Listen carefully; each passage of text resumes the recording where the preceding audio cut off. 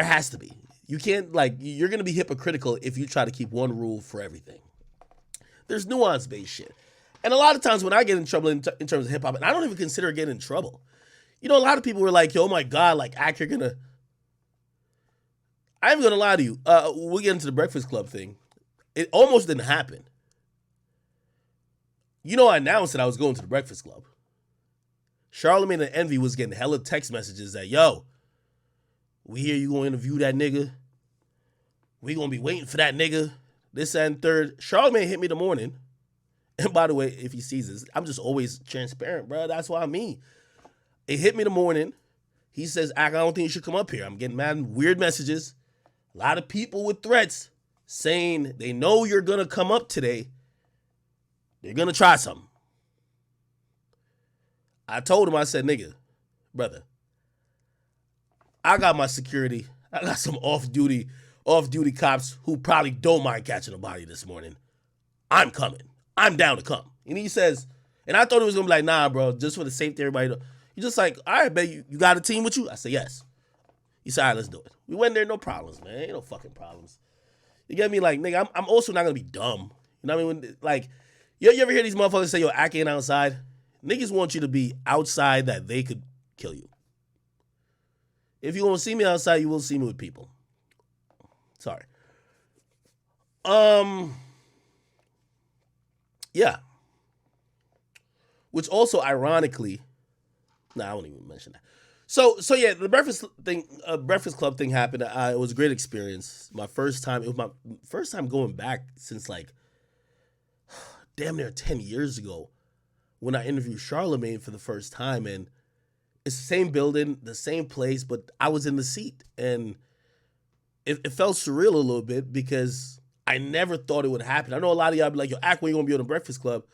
I don't have a publicist that solicit or source interviews for me. You know, if I'm with, say, obviously I have a podcast with Spotify, and I used to be with Complex for Everyday Struggle. They would use their publicists to try to get certain placements to promote the show. But other than that, I don't have really personal publicists going out there trying to do interviews. I actually don't even think I need that. The reason why is I got my own platform. Why I need to go to your platform to talk about shit when everybody cares about my Twitch? We probably got about like 6,000. How many people we got right now watching this shit? Oh yeah, we early. Yeah, okay. Yeah, we probably got like 5,000 people watching this shit right now. Like, bro, relatively that's a small audience. But of course you're gonna, like, if I say something, I don't want to say wild or whatever, like everybody's gonna pick it up. So I've realized that, you know, the old way of doing things, running to a bunch of these platforms to get press. No, nigga, like if they paying attention to you for whatever reason, you're already winning. I will say I do thank the Breakfast Club, and I did thank Charlamagne for extending the opportunity to me for coming up there. Again, this is something I've always looked up to, and I always wanted to be on that platform in some capacity because I grew up, before I was ever in this position, I grew up watching that platform, and I was like, this is legendary. I said even when I was like, radio is dead, which I completely believe is dead, there will never be another Breakfast Club. And I don't believe, even if the three left and tried to do something else on radio, it would ever be as big as the Breakfast Club. That's the peak of hip hop radio. It's because of these things, I was very, humbled to even be up there, and I didn't think I would ever be. Yeah, I'm gonna try to gather a sequence of events that I could kind of explain to y'all. Let me get my chat up.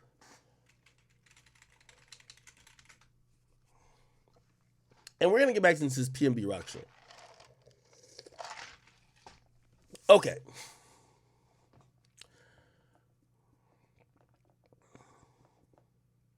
Somebody says, YouTube is muted. No way.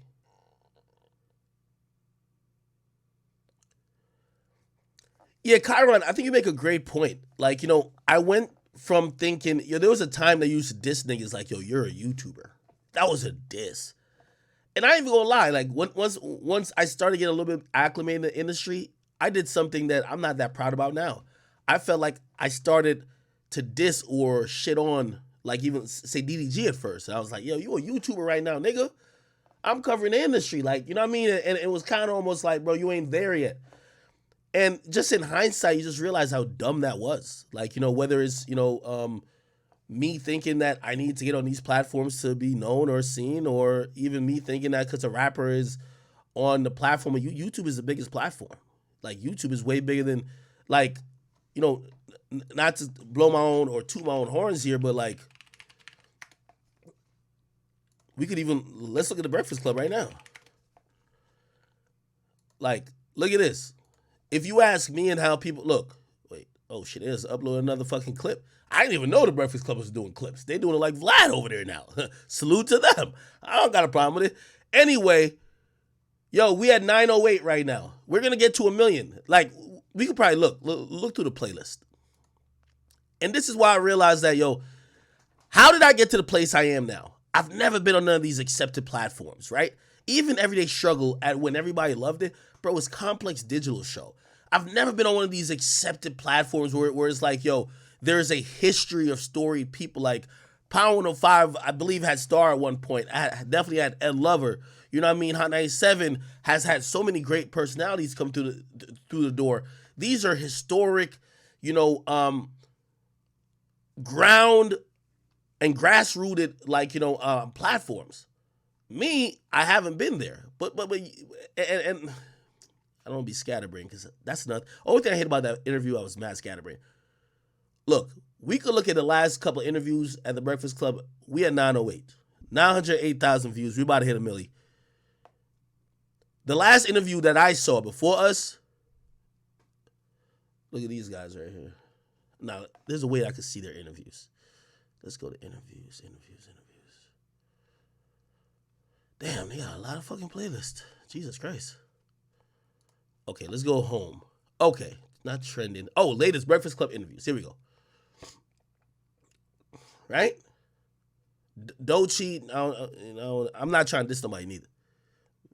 I want to go like the artist. You feel me? Look, you see why a nigga like My Song always got my name in his mouth. My Song went up there 8 days ago, 36,000 views. And y'all be wondering, why is My Song always talking about you? My Song is an irrelevant bum. My Song literally has gained 99% of his wealth by carrying a picket sign. My Song should be in the Ukraine right now, trying to put up signs about stop the Russian war. Like, real talk. Relevant as they could come. You feel me? Let's just be honest, right? Okay, I won't even mention everybody. I'm not trying to disrespect nobody in reality. My Song's bum though. I thought the Omarion interview was huge because I watched that shit like 3 times because I was tight. I'm like, them niggas fucked your bitch, bro. Like, what the fuck? All right, I'm gonna still say the word. That's the thing I wanted to leave that Breakfast Club interview with. I'm not coming here to cop please to say I'll never say the word bitch. I didn't like when Complex made me do it. By the way, this time around, Spotify hasn't said a fucking word. If it ain't happening on their podcast, they don't give 2 fucks, nigga. Salute to Spotify, man. I love Spotify, man. I'm fucking with y'all. The more I fuck with Spotify, the more I be having a little resentment for how Complex treated me. Twitch had told me, remember that Chrissy Teigen shit? Twitch told me, nigga, we only suspending you because Complex is copping pleas in the media. Like, we're going to suspend him for 2 episodes. What the fuck? Twitch was like, nigga, we don't give a fuck. Like, we know you be wilding. Go ahead, nigga. Like, come on, dog. So, that's why I fuck with Spotify, man. Like, listen, man, they empowering creators as long as you're not promoting, something that is of imminent danger or going crazy over the line. They do know that there are going to be times that you're trying to be edgy or whatever the case is that people might not like, bro. Listen, now, granted, they're not going to be putting out statements like, you remember when Tiger Woods was getting problems? Nike was putting out statements like, we love Tiger. We don't care how many bitches he done fucked. We will stand with him. Now, granted, Tiger made them niggas billions, so of course they got to do that. Spotify is going to be like, this ain't got nothing to do with us. We fuck with Act with the podcast. Whatever else he got going on, where this happen at? On the stream? Go holler at him about that. Fuck with him for that. Man, Spotify, no, not Spotify. I mean, man, Complex was just in them niggas was acting like it was, I'm like, bro, I didn't say this on Complex. They were freaking out, man. So this is one of the reasons I love the space I'm in now. And this is why people be mad because, when you get these weeks, niggas want to see punitive action. Niggas want to see, oh, he is suspended. When they hear that? That's why I hated that Complex buckled. He's suspended for 2 episodes. Everybody was like, we got him. Bro, like, this is back in the day, so I can tell the truth now. Nigga, Meek was calling niggas like, yo, did they fire this nigga? Not me and Meek, we cool now, we cool. Like, this is water in the bridge. But, like, everybody who didn't, Freddie Gibbs was tweeting up a storm like, yeah, nigga. Everybody who don't like you, and this is the funny thing about the cancellation shit. Because the reason why I even address it like that on the Breakfast Club, it could happen to me, it could happen to you. That's why when niggas was getting that Chrissy Teigen, I ain't jumping on that shit. You know why? Because I seen when she did that shit to me. I said, I'm going to let you live, shorty. You're addicted to social media. We all are in some sense. I'm going to let you live. But when niggas seen that Complex suspended me for 2 episodes, they were going crazy. That's why now, salute to Spotify. I fuck with them with the podcast, but Spotify do know they're not my daddy. Spotify also knows, hey, we can't control what he does outside of the pod. We can, and by the way, I want to say even on the pod because I'm definitely aware of our relationship and I treat it very respectfully. 100%. But I like how they move with their creators. As a creator, it comes back to the decision. When I had to make a decision where to go between Spotify and somewhere else before I made that deal, things like this made me realize you made the right choice. Fuck that money. I told you I turned down $1 million. Fuck that money. Because every other motherfucker would have folded. Anytime they see smoke, they just be like, here he is, kill him. We'll stab him too. Nah, I ain't with that shit. Let me just tell y'all the truth with that. Nigga, we still carrying on business as usual. By the way, if you ain't listening to Spotify, I dropped my letter to LL Cool J on there. Bunch of people from Spotify, they're like, yo, that was a good episode. They're not commenting on if I'm right or wrong. They're like, hey, we're just seeing if you're providing content, this and third, you're not, like, using this platform to be of imminent danger. All right, do your thing. It's a platform you can use to respond. Go ahead. Salute to Spotify for that. And this is why what's been happening recently, everybody's frustrated. And that's where you realize this shit comes back full circle. I'm going to tell you why. Because if they can't, and I've been saying this, you can't cancel what you didn't help build. So if I was on Viacom this week, it would be a tough week. But it was a really reasonable week for me. I made a lot of fucking money. I had a lot of people who are now like open to, because these other demographics because I've always said, I focus on my niche mostly, 80, 75%. Everything else is extra. Everybody wanted to see, we got him. We got his throat. We cut his neck off. It's on a stake outside. But how are they going to see it? There's no complex there. They're waiting for the complex. They're waiting for the complex. They're waiting for who does he partner with. And by the way, I say this to empower all y'all creators. Business relationships are always cool, but know who you are before you do them. I remember talking to Charlemagne before I even signed to Spotify. I remember telling him a bunch of options. By the way, I had a meeting with the Black Effect Network at one point to possibly joining them. I always wanted to be at Spotify. There were some good people at Spotify pulling for me. I always wanted to be there. I want to do good by them. I want to bring value to them because I know they would bring value to me. And I remember talking to Charlemagne. I said, how do I navigate this? I said, I'm like you. Some people call both of us like habitual line steppers, or like you push the line a bit. And it's not that we mean to, but that's kind of like what we do. Like we're kind of edgy in certain sense. Like, you know what I mean? We don't go with everybody's opinion. We don't always just stay in the safe zone. But that might make people scared of us. And he gave me some advice, which I won't share here because a lot of those advices are business advices. Because a lot of people try to get my nigga canceled too. You know, like every time he gets a deal, certain things come up, and whatever the case is, he's realized how to maneuver around it. And when I mean maneuver around it, it's just like If you about to deal with these companies and these corporate entities who know who you are, because let's not get it fucked up. Before any company looks at someone like Ack, they've done their due diligence. What does that mean? They've Googled it. He did this series called Warren Chirac. Oh shit, him and Vic Mensa got into it. Oh shit, the Migos shit. Oh shit, they know everything going on.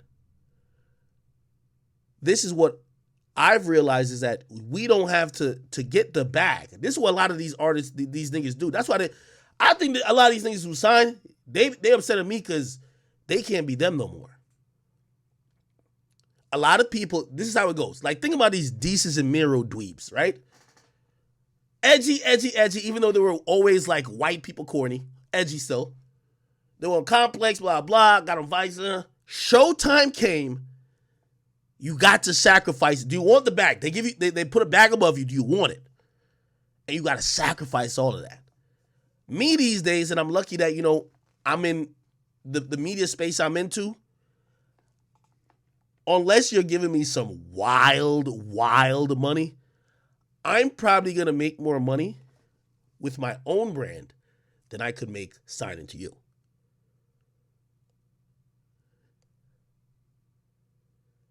That's why Complex is really only one of those deals I ever did where I'm like, Complex is going to help my profile. After that, nigga, I'll turn out. Well, I'm going to just say, I'm saying any, but any could be a lot. So the majority of what I'm going to get offered, you know what I'm thinking?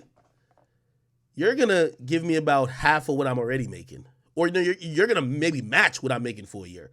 What I'm making for a year, I'm good with. Why should I just sacrifice my morals? Why should I dumb it down?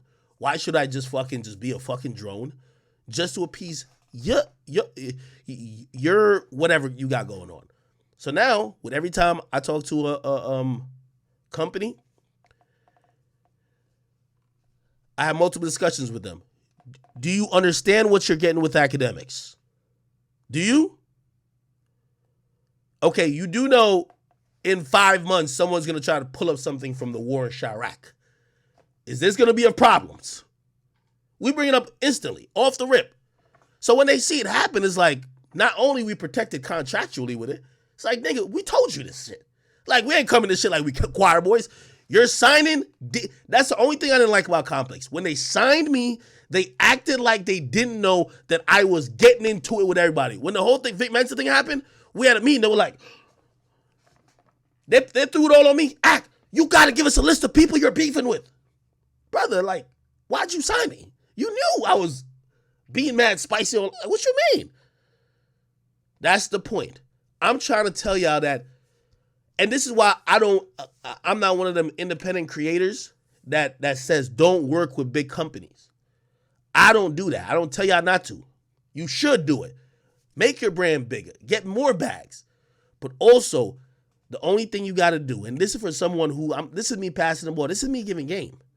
All you got to do, you got to tell them to accept you for you. Now, there are going to be some parameters.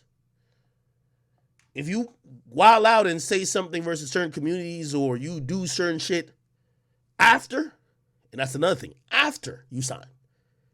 If they came to you, your past is in the past. You got to catch me from when I signed on. That's another thing. So, I know there's a lot of frustrated people who they were looking for blood.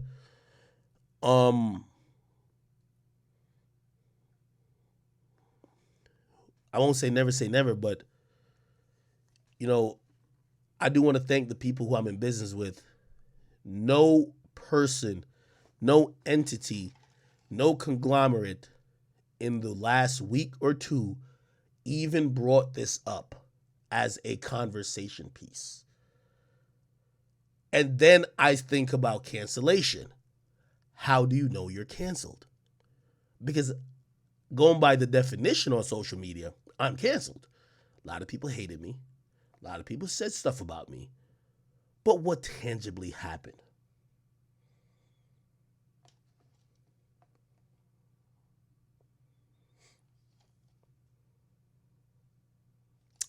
Okay.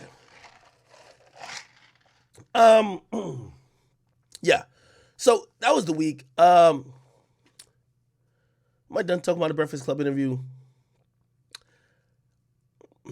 I give a little more context to it. So, my comments that they took, I didn't call names, but I was really speaking about one person in particular. The person who I was speaking about, they actually even made a response video to me. I don't think they even know I was talking about them. But I'll give you a big hint if you're trying to figure out who I was talking about. Then they almost basically admitted that what I said when I said Dusty and Broke, he fits the bill. So I wasn't calling all the old heads like Dusty and Broke. And by the way, I was definitely not talking to LL. I was really talking, it was more like a generation before him. But these days, YouTube has allowed everybody to get online and kind of give their opinion, which I love. I love it. I love that older rappers are now chiming in on topics concerning newer rappers in the culture. I love it. They should be able to. However, some of them are just flat out haters. We got to just be honest. You can't be criticizing a motherfucker if you never put your hand around him, or you never helped nobody understand the game. You never helped nobody with mentoring. You never helped nobody in terms of giving your story that people don't make the same mistakes. And I remember Charlamagne asked me a really important question. He said, you're going to be the old guy one day and there's going to be somebody new. Be like, man, fuck this. I said, listen, I won't have a criticizing view of especially people in the media that's coming after me if I don't help them or I don't give them advice on how to avoid shit that I've done. You can't be a hypocrite. And yeah, that's it. Okay. There's a few more things I wanted to explain or talk about. Let me see. That was pretty much the Breakfast Club interview. I enjoyed it a lot. Let's get to 1 million. Let me comment on Envy. I thought Envy did an amazing job. Envy, salute to you, my brother. You did an amazing job. Very fair. Charlamagne's my guy. And me and him, we have these discussions all the time. Like, me and Charlamagne's relationship from 2013, and this is why I tell y'all, being a dick rider probably won't get y'all far. I respected and I love Charlamagne's commentary, but the only reason why I got an interview with him, I used to challenge that nigga every single time. I used to be on his ass. And not on some hating shit. I'd be like, yo, you right here, but you wrong here. And he knew I wasn't just a troll. He knew I just wasn't a hater. He knew I was someone who was trying to push, like maybe even push for him to have more understanding or him to get better. And he used to engage with me. And when we used to go back and forth on Twitter a while, he followed me. And I tell all y'all that, where it's like, yo, even when it comes to me, shit, you trying to get in this game, you don't gotta be dick riding me. Like, sometimes I'm off base, and then sometimes I'm right. Now, granted, if you're either extreme, you're gonna be seen as a dick rider or a hater. If you agree with everything what I say, you're gonna be seen as a dick rider. If you hate everything I do, you're probably a hater. The best way, and I'm giving y'all advice, whether it's me or say, like, I don't know, anybody that will even see, because these days, like, I think most people, even like me, bro, I used to be on Twitter a lot. Twitter is so toxic, I don't even go on it no more. Like, I read other things. But back then, Twitter was where the town square was for commentary and for opinions. And that's where, I happened to get my chance to, debate with him. Anyway, Envy was really on point. I think Envy asked some great questions. I think Envy gave some honest and insightful answers. And I'm going to be honest with you, I didn't see that coming from Envy. Like, I'm going to be honest. So even when the 6ix9ine thing came up and we were talking about it, and it was just like, yo, what do you think about 6ix9ine, doing whatever with PNB Rock? Me and 6ix9ine had this conversation mad times. Where 6ix9ine would be like, yo, Ak. I'm gonna tell you verbatim what he was saying. Yo, Ak. Yo, none of these, like, yo, Ak, I've supported your platform all the time. I overextend myself as an artist to make sure I also support you. You're one of the only niggas I follow. I give you all the support I could give you. But at the end of the day, a lot of times you give them the benefit of the doubt. Because when they say they can't wait for me to die, which a lot of them do, you're going to repost it. Or you're not going to say nothing about it because it's ha-ha. Nobody likes 6ix9ine. But if something happens to them, and because he told me, he's like, yo, remember when a nigga swung on me in the club? How many people was in the comment section talking shit? You didn't come out and say, well, Why y'all doing that if y'all want him to stop? You just let it rock. So why when this person get killed or whatever, especially when they have a history of saying they can't wait till I die, you now are trying to, soften the blow of my response. And that is a compelling argument. And I ain't gonna lie, Envy understood that. And to be honest, I understand that too. Is just that what I've always just told him, I'm like, yo, I do think he's fair with most of the things he does. The only reason sometimes I can't rock with it or like publicly support it, dog, people are lumping me and you like we're thinking the same. I've always loved King Von. You hate King Von, not me. You get what I mean? So like, while I understand when you're like, yo, well, King Von did these 30 things, King Von would have been saying he's smoking on a 6ix9ine pack in a song. Why can't I just make a couple comments on Instagram? That's a legit point. However, I like King Von. I'm gonna be honest. So it's a little bit difficult, but I appreciated Envy for understanding that, because I do believe that people like 6ix9ine, like I don't think they look at it where the inconsistencies of the industry just never favors them. And I remember that's where I came up with a quote. I said to 6ix9ine, I said, 6ix9ine, listen, because he kept saying, yo, bro, if another artist did this, they would be like, these niggas tough. When I do this, they always be like, like for example, they be like, yo, you can't go to O Block. Well, you ain't go at like 3 a.m. Or no, you ain't going at 3 p.m. He said, all right, bet. Next time I'm going 3 p.m. They gonna be like, well, you ain't stay there like 40 minutes instead of like 15 minutes. So he that's his thing. And I would just be like, yo, bro, you're gonna die trying to prove people. I'm trying to change people's minds. There's some people, and this is why like, I even went into that interview. This was not an apology interview. I went to explain, and if I did offend anyone, which wasn't meant to be offense, like for example, no disrespect, but I don't really care about Reginae Carter and Toya enough to even disrespect them. I was just like, I'm making a riff. And by the way, I'm gonna talk about the conversation with T.I. So when I find out that they are disrespected or that they feel offended. And by the way, I'll even say this before I get into the T.I. conversation. I thought Toya was just jumping in. But apparently, somehow they see now. I guess everybody sees my stream now. They were mad offended. But like, of course, I'm like, yo, Toya, Reginae, my bad, yo. Like, I'm not trying to disrespect you as a person. I was trying to make a bigger joke. My bad. And by the way, my audience or any audience can be like, oh, that's him backpedaling. It's like, bruh, I'm not coming to swing at everybody to be in beef. Nigga, I was trying to make a joke about a bigger point. I explained this to T.I.